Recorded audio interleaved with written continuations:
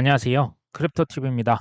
이번 시간에는 코인으로 노후 준비 하려고 하시는 분은 필수적으로 보실 내용, 생각해 볼 내용을 한번 담아봤습니다. 한번 보시죠. 최근에 7월 17일 수요일에 컴버랜드, 여기 이제 코인 마켓 메이커라고 합니다. 자, 여기에서 이틀 동안 거래소에 2.5억 달러, 우리 돈 3천억, 4천억 되는 테더를 입금했다. 코인 샀다는 얘기입니다. 자, 스윙 매매하는 고래도요. 비트코인을 한 200억 이상 샀다. 그리고 결정적으로 비트코인 현물 ETF에 돈 얼마나 들어오냐, 얼마나 나가냐, 이거 이제는 하나의 지표가 돼 버렸죠. 8거래일 연속으로 유입세가 이루어졌고요. 또 최근 또 이제 그 4.3억 달러면 이게 5천억, 6천억 되는 돈이거든요. 가격이 많이 그래서 좀 올랐습니다.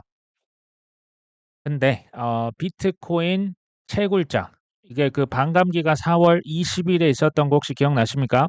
이제요, 대략 반감기 이후 한 3달 정도가 경과했습니다. 과거 반감기를 봤을 때 한 3달 정도 지나면요, 대부분 소위 말하는 그 좀비 기업들, 중소형 채굴자들이 사실상 이제 항복을 선언하고요, 가격이 다시 올랐던 과거의 그 경력이 있잖아요.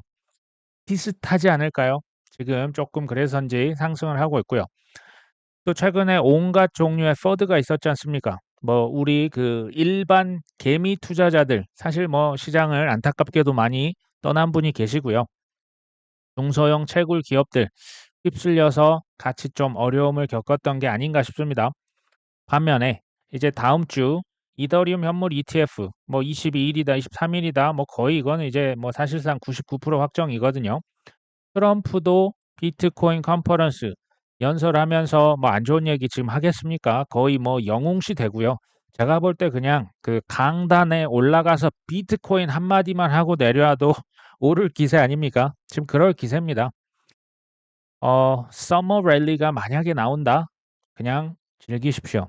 특히 누가 더 많이 즐길 수 있겠냐? 최근 조정에 알트는 끝났다. 코인판 상승장 끝났다. 이제 하락장이다. 자, 이런 분위기에서 줍줍을 끊임없이 힘을 쥐어짜서 하셨던 분들 스스로 잘했다고 어깨를 한번 톡톡 치셔도 좋을 것 같습니다. 뭐, 일부는 좀 팔아서 맛있는 거 드셔도 되지 않을까 하는 생각도 듭니다.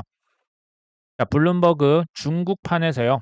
재작년 7월 달에 보도한 이 좌우장펑 바이낸스 설립자는 폰지 사기다라고 하는 이 제목과 표지를 사용했다라고 하는데요.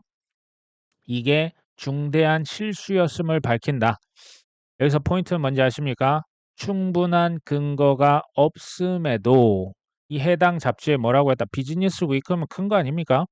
자, 여기에서 이 같은 제목을 표지에 사용했다. 깊은 사과의 말을 드린다.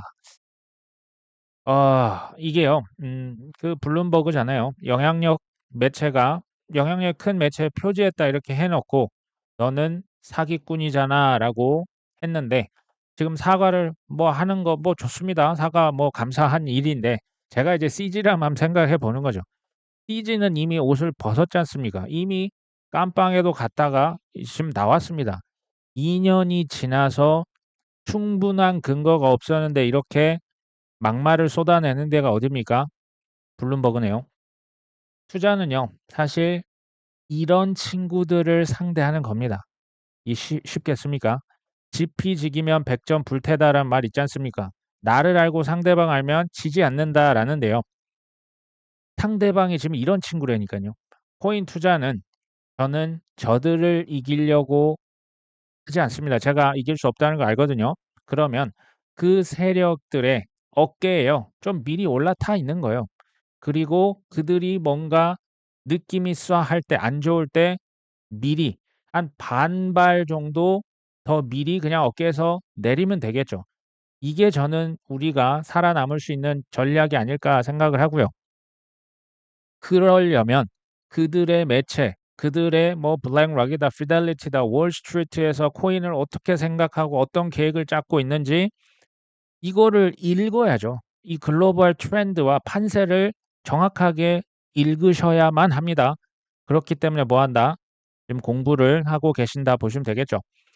쉐이프 시프트라고 하는 뭐 스위스 기반 코인 거래소가 있는데 여기 창업자가 비트코인 활용해서 미국에 지금 국가 부채 너무 많아. 이것 좀 줄여야 된다. 말은 좋습니다. 근데 이거 뭐 코인을 포용해서 금융 대재앙을 막을 수 있도록 해야 된다. 이거 어떻게 이런 얘기가 할까요? 비트코인 활용해서 이게 가능할까요? 일단 여기에서 뭐라고 하냐 이 친구가 매년 1조 원이 아닙니다.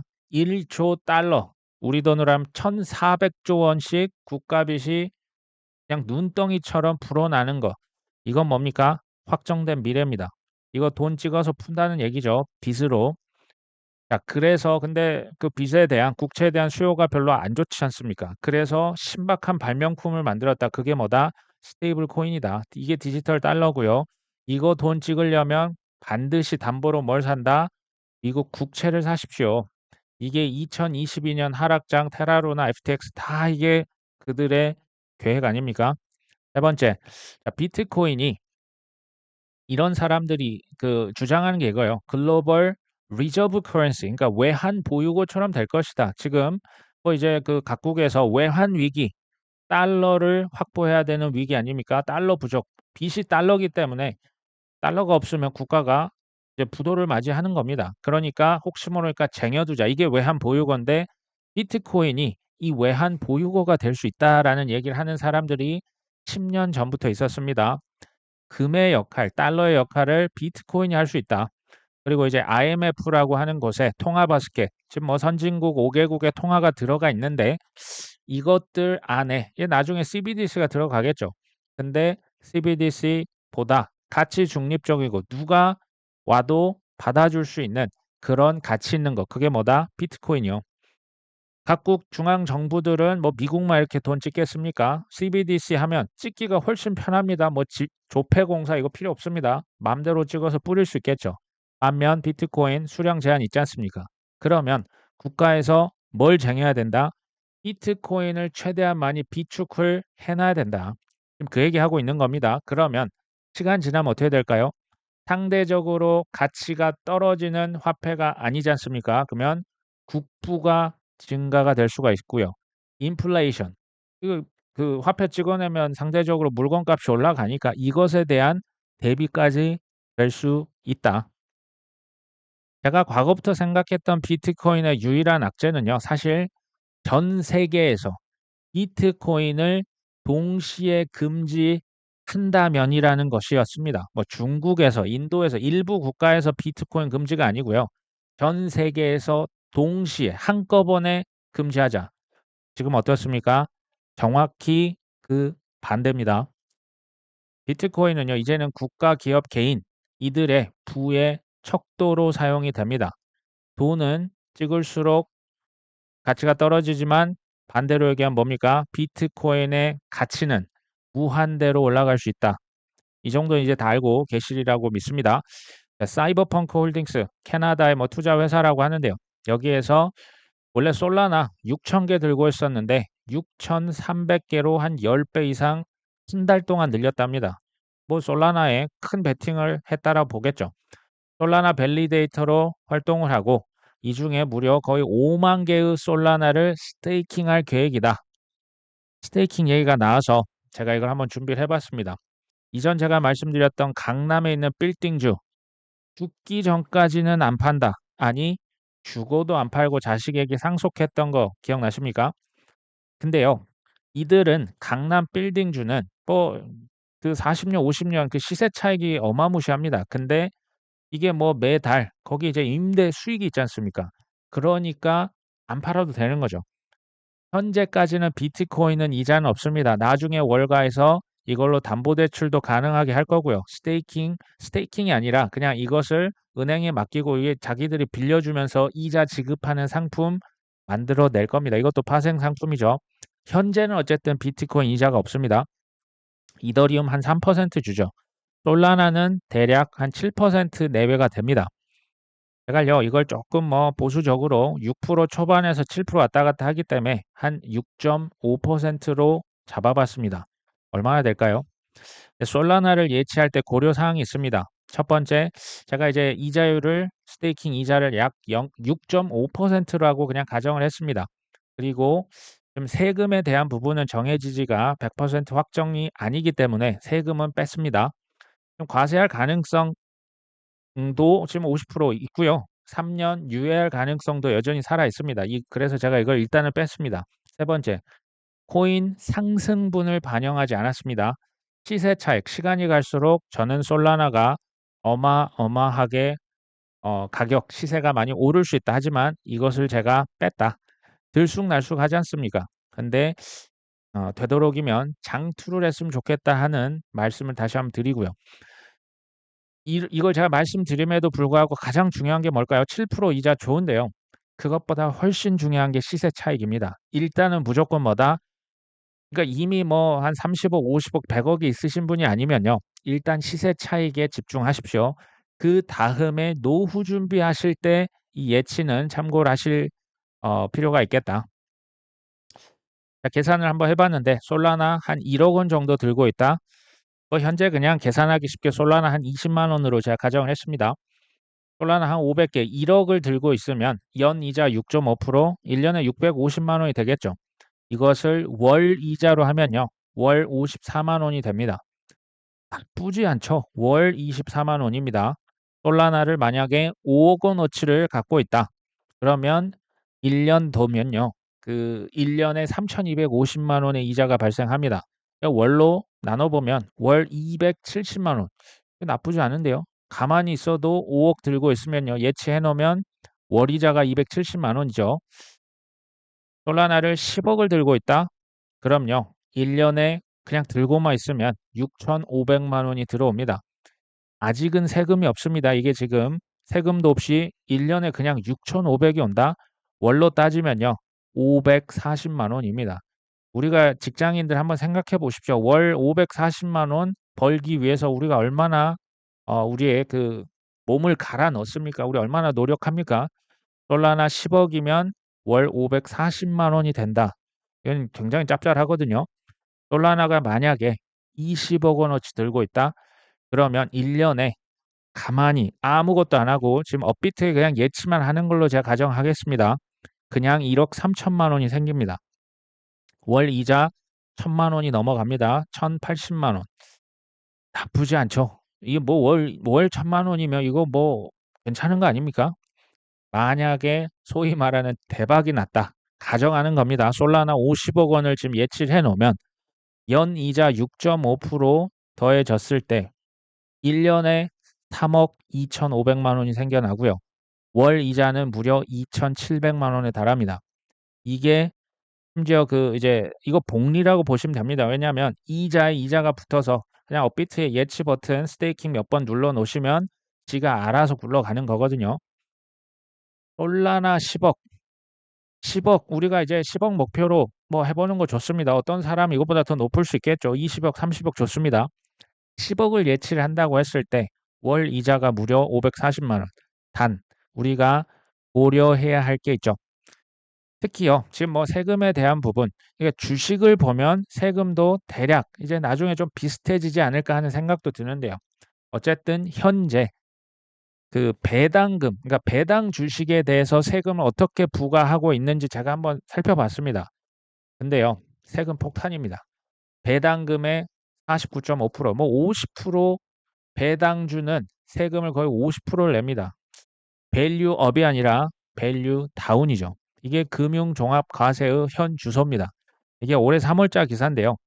한국에선 배당 투자를 불가한다. 이거 그냥 포기하는 거예요. 세부 부담을 피하기 위해서라도 주식 안 하고 어디로 간다? 부동산으로 간다. 과세를 이거 손질해서 장기 투자해야 되는데 연말에 다 팔아버리는 거죠. 세금 안 내기 위해서. 금융소득 종합과세 대상자는 배당과 이자 등으로 거둔 금융소득이 연 얼마를 초과한다? 2천만 원을 초과한 개인이다. 사실 2천만 원은 넘을 수 있잖아요. 뭐 월세를 받아도 그렇고 은행 이자도 이게 좀 하여튼 2천만 원을 넘어서면 다른 소득, 뭐 우리의 연봉, 뭐 회사, 뭐 자영업 이 소득과 합산해서 6.6%에서 49.5%의 세율을 적용받습니다. 예컨대 연봉이 1억 원이라고 하면요. 이분이 이제 그 연 3천만 원의 배당 소득을 추가로 올렸다. 그러면 이 3천만 원 중 2천만 원까지는 15.4%의 세율을 적용을 하는데 이제 그 2천만 원이니까 나머지 3천만 원에서 1천만 원 있잖아요. 얘는 1억 원 우리의 연봉과 합산을 해서 38.5%를 세금을 부과합니다. 이게요. 제가 이제 세금을 조금 요새 공부를 하고 있거든요. 좀 심합니다. 좀 많이 심해요. 그러니까 상속이나 증여세, 배당세에 있어서는 OECD의 사실상 2위입니다. 명목상 우리가 2위거든요. 근데 제가 왜 사실상 1위라고 하는지 좀 이따 또 말씀드립니다. 상장사 대주주, 고액 자산가 등은요. 최고 한 50% 세율 적용받습니다. 기업 오너 입장에서 생각을 해보면 이거 배당해봤자 50% 세금 내고 싶은 뭐 기업 오너 있을까요? 그러니까 장기 보유를 안 하고요. 배당도 안 주는 겁니다. 그 밑에 이제 기사 댓글이 하나 달렸는데 제가 좀 공감이 되더라고요. 어차피 덩어리 큰 사람들은 법인 만들고 연말에 다 매도해서 세금 피한다. 부동산에 편중된 자산 구조, 금융 쪽으로 유도를 해야 부동산 가격도 저출산도 많은 문제가 개선될 수 있다. 저는 이게 굉장히 공감이 사실 갔고요. 그래서 이제 그 정부에서도 밸류업이라고 하는 배당 소득 분리 과세를 지금 추진하고 있습니다. 이게 이제 뭐 최상목 부총리가 기업 밸류업 세제 지원 처음으로 발표를 했었고 분리 과세. 그러니까 이제 종합 과세를 과거에는 지금 하고 있거든요. 그러니까 내가 회사에서 받은 연봉과 그 은행 이자 소득을 그냥 합쳐서 이제 종합 과세를 하니까 세율이 높아지는데 이거 분리 과세를 하면 어쩌겠냐? 세율은 뭐 20%에서 30% 정도 조금 그러니까 기존 원천 징수할 때 15.4%보다는 조금 더 올리는 거죠. 이런 식으로 지금 추진을 하고 있다라고 합니다. 근데 이제 그 배당 소득 2천만 원 넘으면 50%인데 이것을 조금 그 저율 과세를 하면 좋겠다. 세금 부담 덜겠다인데 한편으로는 이거 배당 소득 분리 과세가 또 뭐라고 비난을 받을 수 있습니까? 이거 부재 감세 아니냐? 비판을 갚는 만큼 세율을 조금 더 올릴 가능성이 있지 않겠냐? 그러니까 이제 연 2천만 원 이상부터는 세금 부담이 너무 올라갑니다. 이게 배당 얘기 드립니다. 은행 이자 배당주 이게 코인에도 나중에 적용이 될 수 있습니다. 그래서 여기서 뭐가 있다? 문턱 효과 2천만 원 넘으면 배당주 안 하는 거죠. 그래서 기재부는 이 문턱 효과를 코리아 디스카운트의 원인이다. 그래서 이런 정책을 준비를 하는 거죠. 그리고 뭐 시뮬레이션을 해봤더니 이 사람은요, 일단 연봉이 1억입니다. 1억이라고 가정을 해보고 여기서 이 사례 원을 보시면 그 정기 예금이자 1,500, 배당금 2천, 그러니까 3,500만 원의 그 배당 소식이 그 수입이 있는 거죠. 사례 2는 이자 1,500, 배당금 5천만 원이니까요. 사례 2번이 그 배당이 좀 더 많은 겁니다. 종합과세를 하면 사례 1에서 보시면요. 세율이 더 높습니다. 3천만 원인데 분리과세를 했더니 2,700만 원으로 한 346만 원 정도 세금 부담. 그러니까 분리과세만 해도 세금이 줄어들 수가 있는 겁니다. 사례 2를 보면 배당금이 더 많잖아요. 이분은 종합과세는 4,200만 원의 세금인데 분리과세를 했더니 3,100만 원, 1,000만 원이 넘게 세금이 줄어듭니다. 우리는 이 배당을 이제 나중에 지금 말고요. 나중에 고려를 하기 때문에 한번 생각해 볼 필요가 있겠죠. 그러니까 배당 소득이 많으실수록 분리과세를 하면 세금은 줄어드는 효과가 있습니다. 근데 이게 이제 다른 나라 보면 이게 조금 이제 분노가 올라옵니다. 이게 뭐냐면 우리나라가 좀 너무 많아요. 그러니까 미국은요. 주식을 1년 보유하면 그냥 아예 별도로 분리로 해서 그냥 15% 내고 끝입니다. 그러니까 이게 배당에 대해서 오래 가져갈 수 있는 원동력이 되는 겁니다. 중국과 베트남, 이 사회주의 국가 아닙니까? 여기 10%밖에 안 돼요. 미국보다 배당 세금 더 쌉니다. 자, 아시아의 금융 허브로 불리는 홍콩 얼마인지 아십니까? 배당 소득 세금이 없습니다. 0%입니다. 근데 이렇게 논의를 하는데 우리나라는 그 부자 감세라고 하는 게 유독 심해요. 그러니까 이걸 뭐 예전으로 가면 그 친일파부터 그 재벌의 그 안 좋은 그게 지금까지도 영향을 미치는 게 아닌가 싶습니다. 어찌 됐건 이 배당소득 분리과세 이 적용을 하려면요. 국회 도움이 필요합니다. 지금 야당의 동의 없이 이 분리과세 안 될 거거든요. 그러니까 이제 부총리가 국내 주식 투자자도 지금 1,400만 명이고 어떤 방식이든지 국회를 설득하고 합의점을 찾아내겠다. 그러니까 이제 15%보다는 좀 더 높고 한 20-30% 선에서 분리과세 하는 게 어떻겠냐. 지금 이렇게 노력을 하고 있다고 하고요. 아직까지는 미확정이고요. 이제 곧 있으면 세법 개정안에 이게 포함이 될 예정입니다. 가장 최신 기사를 제가 한번 봤는데요.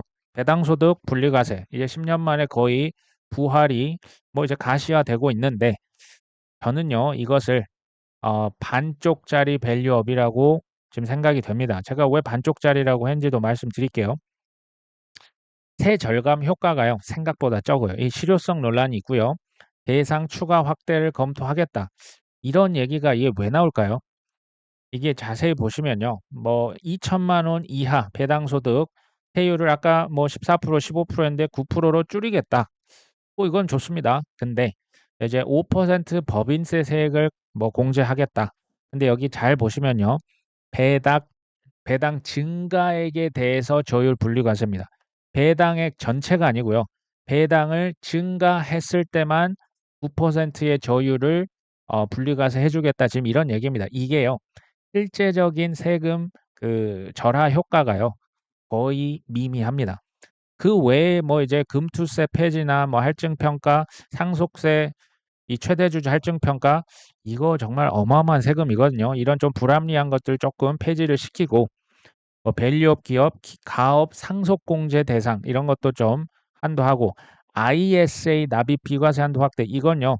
나중에 이건 무조건 가입을 하실 것을 추천을 드립니다. ISA는 세금 절감 효과가 생각보다 아주 큽니다. 어찌됐건 분리과세에 따른 소득세 절감 효과를 봤더니 A, B, C 이 세 사람을 봤는데 배당 소득 뭐 1,200, 2,400 뭐 다른 소득이 있고 없건데 기존에 비해서 왼쪽에 비해서 오른쪽 A씨는 소금 그러니까 그 세금 경감 효과가 딸랑 10만 원입니다. B씨는요 한 20만 원 정도 되죠. C씨는 뭐 비슷합니다. 뭐 3억 8,800만 원이나 3억 8,766만 원이나 생각보다 세금 절감 효과가 적은 걸 보실 수가 있는 거죠. 이게 왜 이렇게 되냐면요. 아까 말씀드렸다시피 2천만 원 이하일 때 배당 증가 금액에는 9%, 전체 금액은요. 그러니까 이게 좀 복잡할 수가 있는데 배당 증가분에 대해서만 9%를 적용해 주고 나머지는 그냥 기존대로 하는 겁니다. 배당을 늘려라. 별 차이 없어요. 이게 별 차이가 없습니다. 배당 소득 전체에 대한 게 아니고 증가분에 대해서만 저율 과세를 한다. 부자 이거 왜 했을까요? 부자 감세 지금 이 비난을 의식한 겁니다. 그래서 이것을 어떻게 보면 뭐 고육지책으로 냈다라고 볼 수가 있겠죠. 이제 기재부에서 과세 표준 구간이나 기타 소득에 따라서 세 부담이 역전될 수가 있어요. 그러니까 내가 연봉이 높다, 연봉이 낮다, 또 과세 표준 구간이 그러니까 이게 왔다 갔다 할 수 있기 때문에 분리 과세할 겁니까, 종합 과세하실 겁니까를 선택할 수 있도록 이거는 뭐 괜찮은 부분이라고 보고요. 조세는 이런 그 조세 특례 제한법을 개정해서 한 3년 정도 한시적으로 운영을 한 다음에 뭐 이제 최종 결정을 하겠다. 왜 3년일까요? 3년 하면 생각나는 거 혹시 계십니까?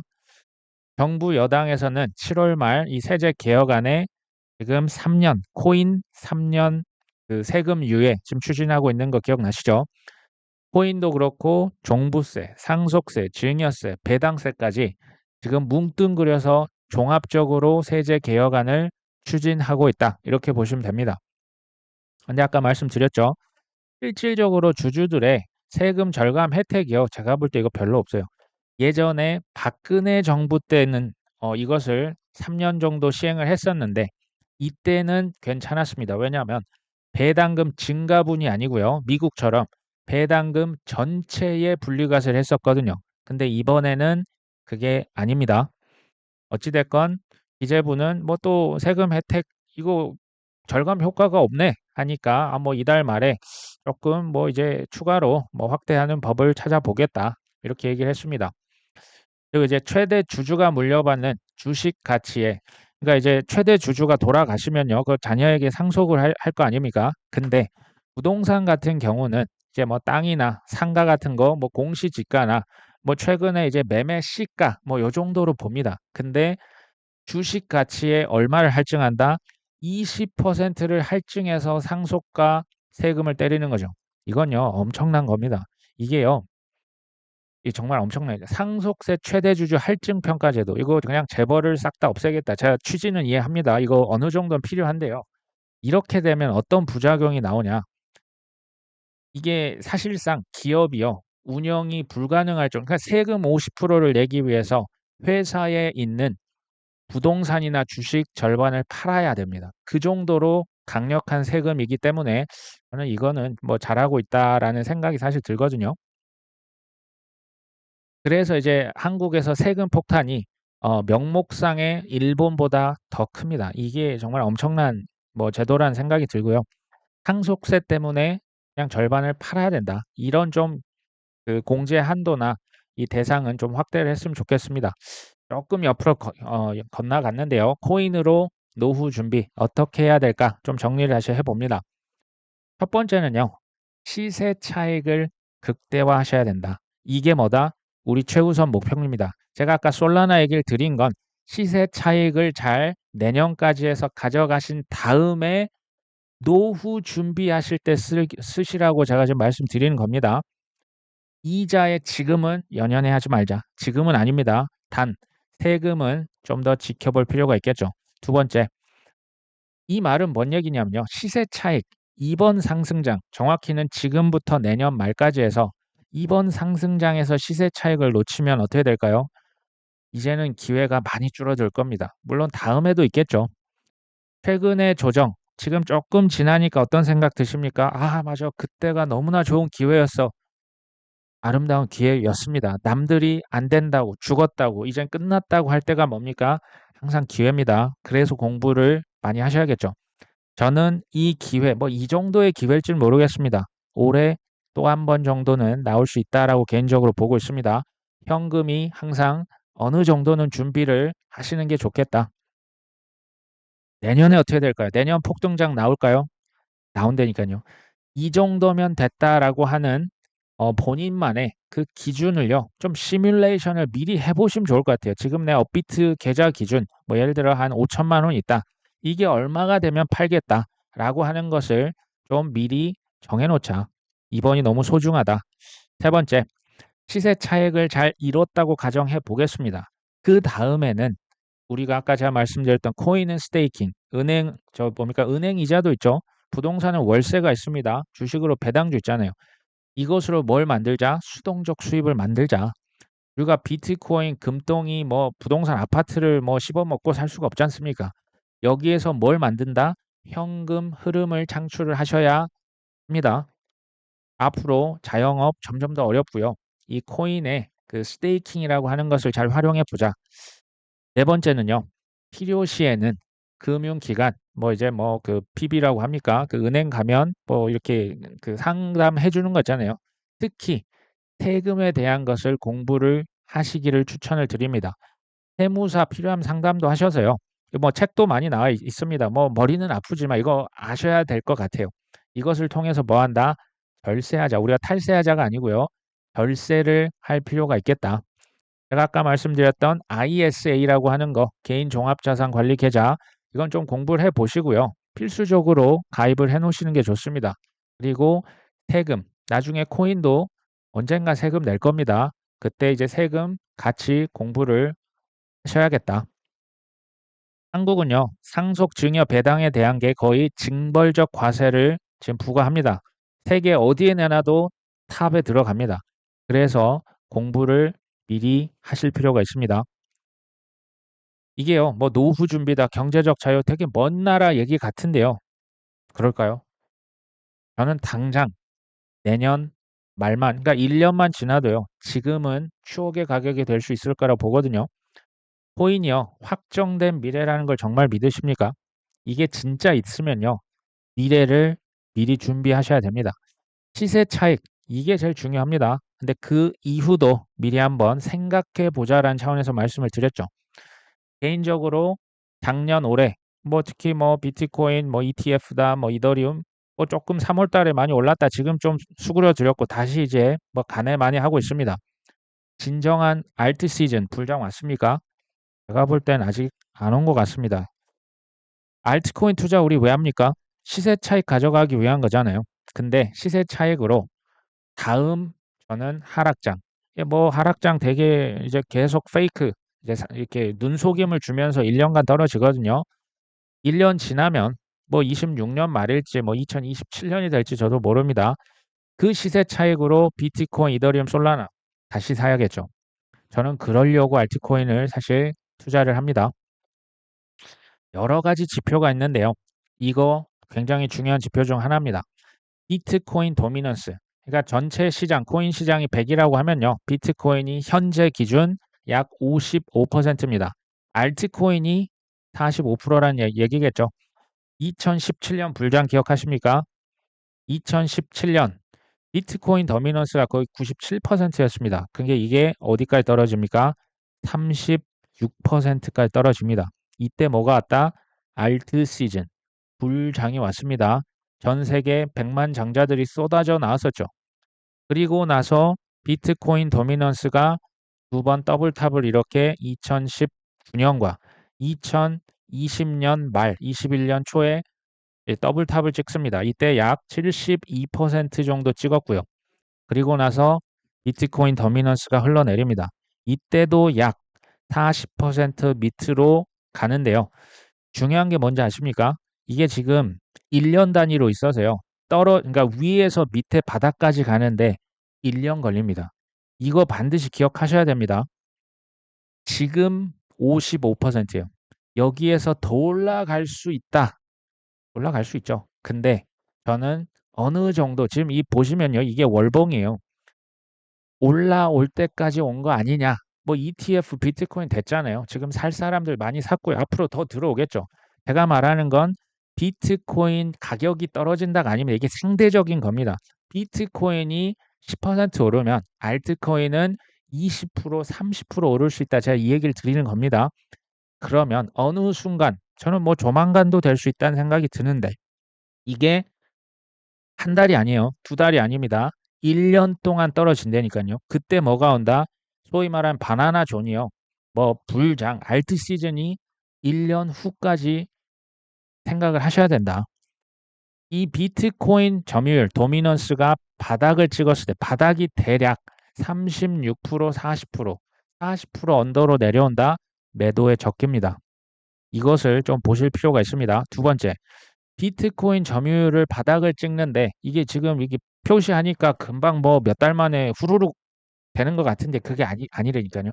1년이 걸려요. 최소 지금부터 시작을 해도 내년 한 7월, 8월 그래야 비트코인이 바닥이다. 그때 알트가 엄청나게 거품이 껴있다라는 얘기를 계속 드립니다. 세 번째, 작년 하반기 그리고 올해 3월 달에 알트 좀 올랐었잖아요. 뭐 AI다 게임이다 올랐다 지금은 좀 많이 떨어졌지만요. 그거는 제가 볼 때 진정한 알트라고 보기는 어려워요. 왜 그런지 아십니까? 작년 하반기, 올해 상반기 비트코인 도미넌스가 50%가 넘었습니다. 이게 무슨 알트 시즌입니까? 비트코인 시즌입니다. 그랬었죠. 진정한 알트 시즌 아직 안 왔습니다. 이거 조금 시간 걸립니다. 네 번째, 조만간 시작을 할 수가 있답니다. 뭐 당장 뭐 알트를 뭐 그냥 털고 떠나는 게 아니고요. 이거 내년 하반기까지도 저도 정확히 모릅니다. 하반기까지 특히 비트코인 도미넌스가 40%까지 오나 안 오냐 이거 한번 좀 보실 필요가 있습니다. 다섯 번째, 비트코인 이더는요. 저는 이거 지키는 투자요. 그러니까 뭐 주식 하시는 분으로 치면 애플이나 엔비디아나 우리나라로 치면 삼성전자 투자하는 겁니다. 지키는 투자. 그러니까 이제 안 오른다가 아니고요. 그만큼 보수적인 거고 그 외 알트코인은 사실 우리가 인정할 건 인정해야 됩니다. 투기적인 요소가 있어요. 잘 되면 뭐 10배, 20배, 심지어 50배, 100배도 가는데 또 못 팔면 어떻게 됩니까? 마이너스 98%, 9%입니다. 이 요소가 있기 때문에 우리가 이걸 알고 적당히 나눠서 분할로 투자를 하는 거죠. 지금의 땀과 노력, 제가 볼 때요. 내년 하반기 정도 되면 수십 배가 돼서 돌아올 수 있습니다. 너무나 좋은 시기 아닙니까? 너무나 좋은 기회입니다. 공부하셔서 경제적 자유, 시세 차익 누리시고요. 그 이후에 스테이킹을 통해서 조금 안정된 노후까지 좀 가져가셨으면 하는 바람이 있습니다. 오늘 방송 여기까지 합니다. 끝까지 시청해 주셔서 감사합니다.